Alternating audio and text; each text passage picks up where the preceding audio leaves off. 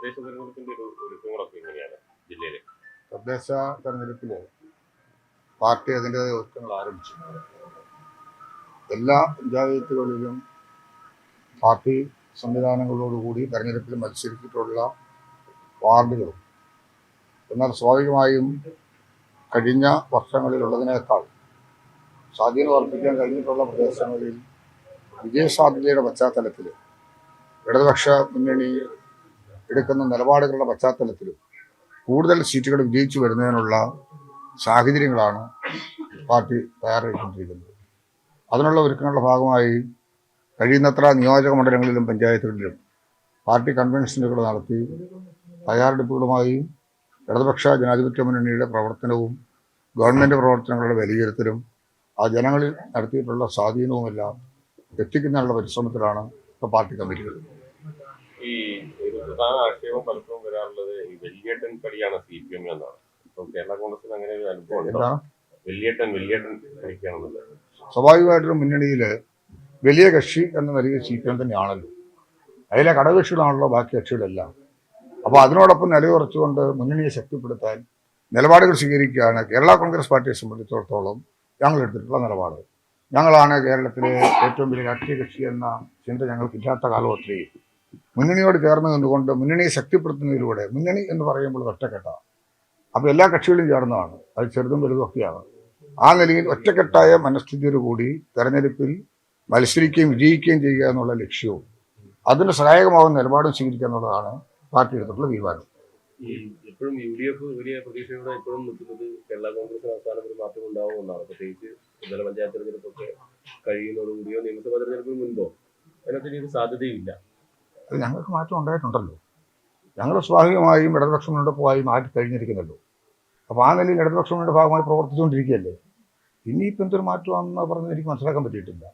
അങ്ങനെ ആഴ്ചതോറും അങ്ങോട്ടും ഇങ്ങോട്ടും മാറുന്നൊരു പാർട്ടിയാണെന്നൊരു ധാരണ ഞങ്ങളെക്കുറിച്ച് ഉണ്ടാകാൻ വഴിയുണ്ടെന്ന് ഞാൻ വിചാരിക്കുന്നില്ല. മാത്രമല്ല, കേരള കോൺഗ്രസ് ഒരു മുന്നണി വിട്ടുപോയ പാർട്ടിയല്ല. കേരള കോൺഗ്രസിന് UDF തൊടാൻ അർഹതയില്ല എന്നും പറഞ്ഞ് പുറത്താക്കപ്പെട്ട പാർട്ടിയാണ്. തമ്മിൽ വ്യത്യാസമുണ്ട്. അതുകൊണ്ട് ഞങ്ങളെ സംബന്ധിച്ചിടത്തോളം ഇടതുപക്ഷ ജനാധിപത്യ മുന്നണിയുടെ നിലപാടുകൾക്കൊപ്പം നിൽക്കാനും ഞങ്ങൾ പറഞ്ഞിട്ടുള്ള കാര്യങ്ങളും പാർട്ടിയുടെ നിലപാടുകളും ഒക്കെ സ്വീകാര്യതയോടുകൂടി എടുക്കുന്നതിൽ നല്ല നിലയിൽ നിലപാടുകൾ കൈക്കൊള്ളുകയും ചെയ്തു ഇടതുപക്ഷ പ്രസ്ഥാനമാണ് ഇപ്പോൾ നിലവിലുള്ളത്.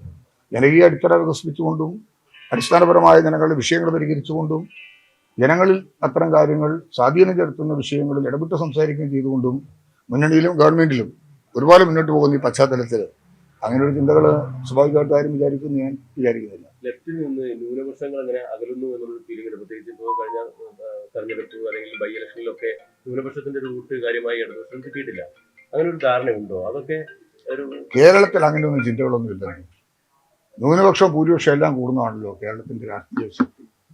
എല്ലാ വിഭാഗം ജനങ്ങളെ ഒരുപോലെ ചേർത്തിണക്കി കൊണ്ടുപോയാണല്ലോ ഇടതുപക്ഷ മുന്നണി ചെയ്തിട്ടുള്ളത്.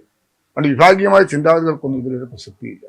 ഇതൊക്കെ അത്തരത്തിലുള്ള ചില സംസാരങ്ങളും രീതികളും വളർന്നു വരുന്നത് നമ്മുടെ രാജ്യത്തിൻ്റെ ശാക്തീകരണത്തിനോ മതേതര കാഴ്ചപ്പാടിനോ നല്ലതല്ലെന്നാണ് എൻ്റെ അഭിപ്രായം. ഇവിടെ എല്ലാ വിഭാഗം ജനങ്ങളും ഒരുപോലെ അധിവസിക്കുകയും പ്രവർത്തിക്കുകയും ചിന്തിക്കുകയും അതിനനുസരിച്ചൊക്കെ നിലപാടുകൾ സ്വീകരിക്കുകയും ചെയ്തിട്ടുള്ള ഇന്നലകളിലെ ഓർമ്മകൾ തന്നെയാണ് ഇന്നും തുടരുന്നത്. അതുകൊണ്ട് അതിനേക്കാൾ ഉപരിയായി ഒരു മതനിരപേക്ഷയുടെ കാഴ്ചപ്പാട് അത് ശക്തീകരിച്ച് മുന്നോട്ട് കൊണ്ടുപോകുന്നുള്ള നിലപാടാണ് ഇടതുപക്ഷം സ്വീകരിച്ചിട്ടുള്ളത്.